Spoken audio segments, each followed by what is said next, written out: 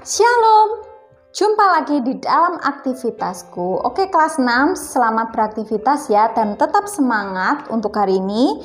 Kalian di aktivitas yang pertama ya, di situ ada bacaan ya, di halaman 7, Tuhan selalu merencanakan yang baik. Nah, di situ ada sebuah cerita tentang sebuah kecelakaan kapal laut membuat seorang pria yang bertahan hidup terdampar di sebuah pulau tanpa penghuni. Pulau tersebut hanya ditumbuhi tanaman. Sang pria yang selamat percaya bahwa ini adalah keajaiban. Walaupun dia tahu bahwa ribuan kilometer koran dan televisi mengabarkan bahwa tidak ada korban yang selamat dalam musibah tersebut. Beberapa helikopter terbang di atas pulau, tetapi pria itu terlalu kecil untuk dilihat dari langit. Sia-sia usahanya berteriak atau melompat-lompat sambil melambaikan tangan. Sang pria tidak patah semangat. Dia percaya bahwa suatu saat dia akan bertemu kembali dengan keluarganya. Berminggu-minggu sang pria itu membiasakan hidup seorang diri di pulau tersebut. Dia hanya makan buah-buahan dan beberapa ikan yang berhasil ditangkap. Sedikit demi sedikit, sang pria itu mengumpulkan kayu dan pelepah agar bisa dibuat pondok kecil. Pondok yang biasa melindunginya dari sengatan matahari dan hujan. Bulan berganti bulan, kulit pria itu semakin hitam, jenggotnya makin panjang dan tampak tak terawat. Tetapi dia berhasil membangun sebuah pondok kayu kecil. Ini adalah anugerah yang sangat ia syukuri.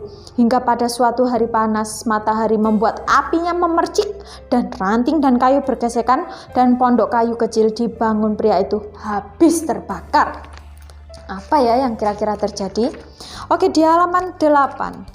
Sang pria itu menangis sejadi-jadinya, semangatnya mulai luntur. Dia mulai menyalahkan Tuhan. "Mengapa kau beri cobaan seberat ini padaku?" ujarnya dalam isak tangis. "Bukankah hal itu menjalani hidup seorang diri di pulau ini?"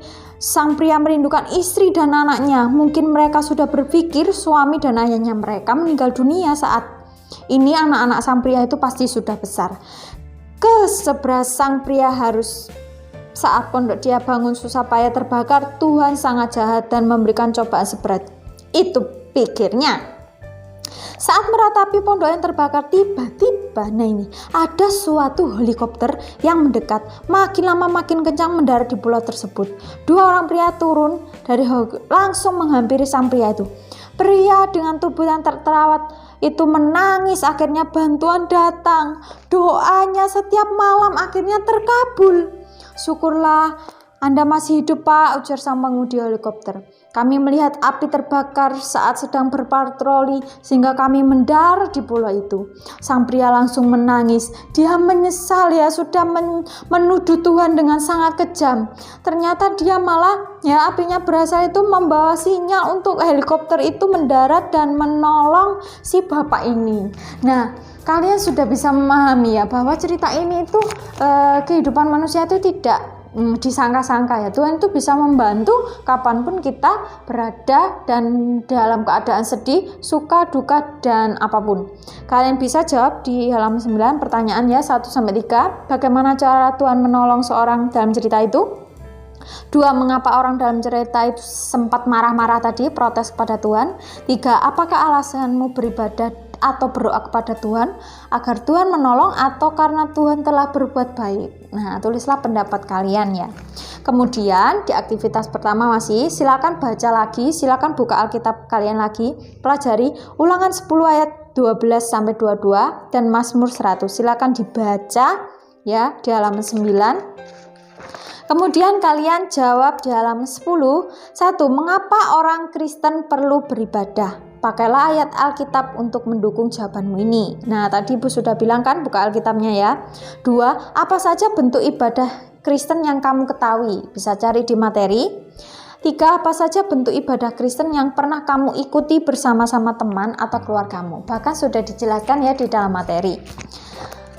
Oke, unsur-unsur ibadah sudah Ibu jelaskan juga di dalam materi. Silakan untuk tugas aktivitas yang kedua. Aktivitas yang kedua hari ini ya, kalian agak berat ini ya, menyusun.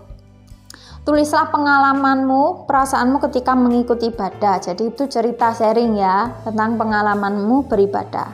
Tulis judulnya, aku beribadah di titik-titik. kamu buat karangan sepanjang 2 paragraf.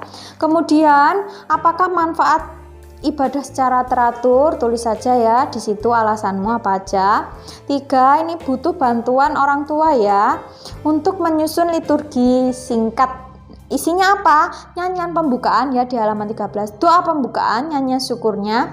Doa sebelum membaca Alkitab, kalian juga tuliskan doa pembukaannya gimana, doa sebelum membaca Alkitab gimana, doa syafaat gimana, dan pilih nyanyian penutup, kemudian doa berkat. Bu, singkat-singkat saja boleh. Nah, kalian praktek ini agak lama ya. Semoga ini bisa kalian kerjakan PR ya, karena agaknya panjang untuk menyusun doa-doa ini. Nah, di aktivitas kedua itu saja yang Ibu ingin sampaikan. Kalian bisa beraktivitas dan tetap dukung channel ini supaya semakin berkembang dengan cara subscribe, like, dan komen. Dan tanyakan apabila kalian belum paham ya, agar tidak bingung. Oke, tanyakan ke guru kalian, boleh. Oke, sampai di sini dulu. Selamat beraktivitas dan shalom. Tuhan Yesus memberkati.